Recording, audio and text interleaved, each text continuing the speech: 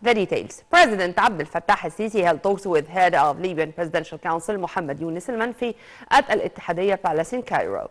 During the meeting, President al-Sisi expressed Egypt's keenness to support Libyan institutions in the presidential and parliamentarian elections in a way which realizes the Libyan people's interests. Moreover, the head of state and al-Manfi stressed the significance of foreign troops' exit from Libya. Manfi expressed his appreciation for Egypt's support to Libya at all levels. He further hailed Egypt's fundamental comprehensive reconciliation efforts to unite Libyan institutions. The meeting tackled ongoing efforts aimed at consolidating unity and security of Libya and strengthening capabilities of its institutions.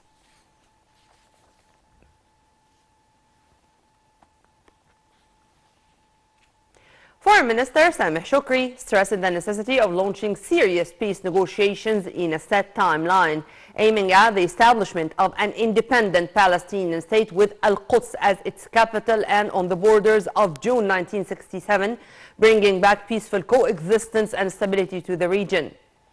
The minister made these remarks as he received a phone call from Shadow Secretary of State for Foreign Commonwealth and Development Affairs of the United Kingdom, David Lammy, on the situation in Gaza.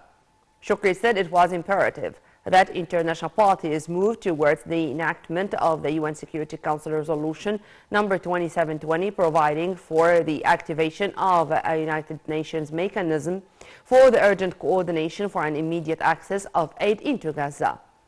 The top diplomat expressed Cairo's grave concern regarding the Red Sea military operations' impact on the international navigation, warning against the expansion of regional conflict. Meanwhile, Foreign Minister Shoukry received a phone call from his Iranian counterpart Hossein Amir Abdullahian, tackling the latest developments in Gaza amid the Israeli aggression and the catastrophic humanitarian situation in the besieged Palestinian enclave. The two top diplomats agreed on intensifying international efforts to reach a permanent, comprehensive, sustainable ceasefire and providing Palestinians with sufficient humanitarian aid, as well as discussing the routes of the Palestinian cause to reach a comprehensive and a just settlement based on a two-state solution. In this context, Shoukry asserted Egypt's keenness on reaching a ceasefire and stopping bloodshed, as well as convoying necessary aid to the people in Gaza through the Rafah border crossing. He expressed his concern over the escalating conflict in the region and the developments in the south region of the Red Sea, which he warned could impact interests of several countries, including Egypt.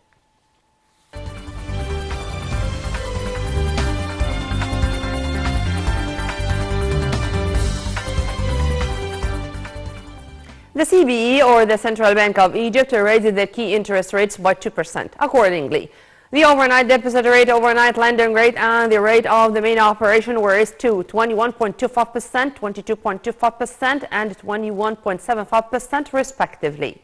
The CBA noted that Egypt's real GDP growth registered 2.7% in the third quarter of 2023, slightly lower than the previous quarter, driven by positive contributions to trade, agriculture, and communication sectors.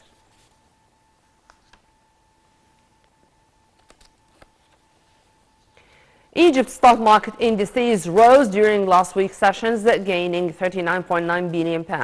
The market's capital for companies listed in the bourse reached £2,011 trillion, gaining 2%. The bourse's weekly report showed that benchmark EGX 30 index rose by 2.78% to reach 28,434 points, while median capped index EGX 70 was up by 0.7% to reach 6,630 points, and the broader EGX 100 gained 0.46% to close at 9,362 points.